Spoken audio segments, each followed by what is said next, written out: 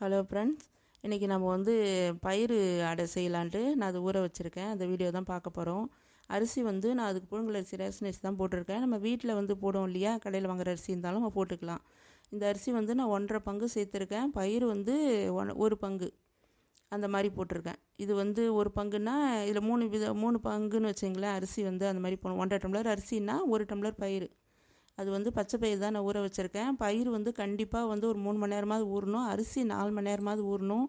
அப்போ தான் நல்லாயிருக்கும். இப்போ வந்து வெங்காயம் மட்டும்தான் அதில் சேர்க்கலான்ட்டு வெங்காயம் கட் பண்ணி வச்சுட்டேன். இப்போ வானலை வச்சுட்டு எண்ணெய் காஞ்சதும் நம்ம ஜீரகம் போட்டு, இது கடுகு தாளிச்சிட்டு ஜீரகம் அடுத்தது போட்டிருக்கேன். இது வந்து ஜீரகத்தை நம்ம சேர்த்துனாலும் மாவில் பிடிச்சதுன்னா அரைக்கலாம், இல்லை தாளித்து செஞ்சாலும் நல்லாயிருக்கும். இதில் கடலப்பருப்பு நம்ம வந்து மிளகு கூட சேர்த்துக்கலாம், டேஸ்ட் நல்லாயிருக்கும். இன்றைக்கி வந்து நான் அதெல்லாம் சேர்க்கல, இது மட்டும்தான் போட்டு தாளிச்சிருக்கேன். இப்போ வந்து நம்ம வந்து கருவேப்பிலையை வந்து கொஞ்சம் நிறைய சேர்க்குறவங்க அப்படின்னா நிறையவே நம்ம குட்டி குட்டியாக அரிஞ்சு கூட போட்டுக்கலாம். கட் பண்ணி நிறைய பசங்கள்லாம் வந்து சில பேர் கருவேப்பிலையை தூக்கி போட்டுருவாங்களே, சாப்பிட மாட்டாங்க. அதனால் நம்ம நிறைய கருவேப்பிலை கொடுக்கணும்னு நினச்சோம்னா கருவேப்பிலை மல்லி எல்லாம் வந்து நிறைய சரி கூட நிறைய சேர்க்கலாம். நல்லா 2 கைப்பிடி அளவு கூட போட்டுக்கலாம். வெங்காயத்தையும் அதில் கட் பண்ணி நான் போட்டுட்டு அடுத்தது கருவேப்பிலையும் போட்டுட்டேன். கொத்தமல்லி மட்டும் மாவில் சேர்த்து கலந்துக்க வேண்டியதுதான். இப்போ வந்து வெங்காயத்தை வந்து நம்ம ரொம்ப வதக்க வேணாம், ஏன்னா அடையில் வேகும் இல்லையா. அதனால் கொஞ்சம் லைட்டாக பச்சை வாடை போகிற அளவு வதங்கினாலே போதும்.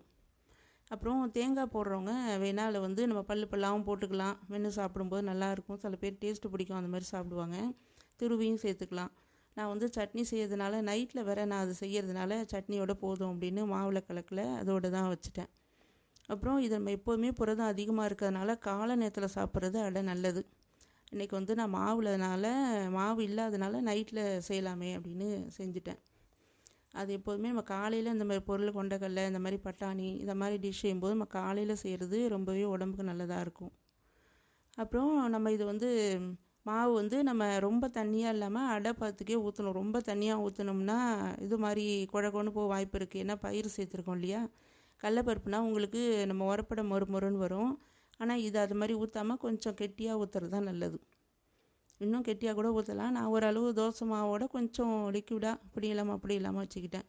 சில பேர் வந்து இன்னும் கெட்டியாக கூட ஊற்றலாம். இன்னும் அடை பதத்துக்கு ரொம்ப தடிமனாகவே ஊற்றுவாங்க. அதுவுமே டேஸ்ட் நல்லா தான் இருக்கும். அப்படின்னாலும் நம்ம ஊற்றிக்கலாம். ரெண்டாவது வந்து இல்லை முருங்கைக்கீரை கூட நம்ம சேர்த்து செய்கிறது நல்லது தான். இப்போ நான் சாயந்தரம் செய்யறதுனால முருங்கைக்கீரை வந்து சேர்க்கல. காலை நேரத்தில் செய்யும்போது 2 கை முருங்கைக்கீரை வந்து நம்ம துளிராக போட்டுக்கிட்டோம்னா நல்லாயிருக்கும்.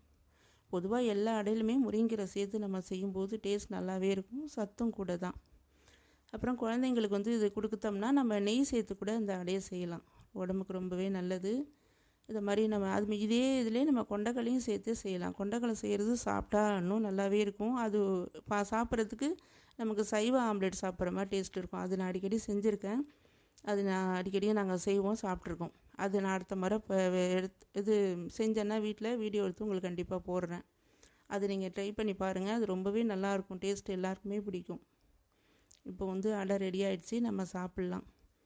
இதுக்கு வந்து நம்ம இன்றைக்கி வந்து நான் தேங்காய் சட்னி தான் வச்சுருக்கேன். இதுக்கு உடச்சக்கடலை சட்னி, இந்த மாதிரி இட்லி சாம்பார் இதெல்லாம் கூட சேர்த்து சாப்பிட்டா ரொம்பவே நல்லாயிருக்கும். புதினா சட்னி கூட ரொம்பவே டேஸ்ட் நல்லாயிருக்கும், சாப்பிட்லாம். கார சட்னி கூட சில பேர் சாப்பிடுவாங்க. அது ஒரு டேஸ்ட்டு, அது ஒரு விதமாக நல்லா தான் இருக்கும். நம்ம அடுத்த வீடியோவில் பார்ப்போம்.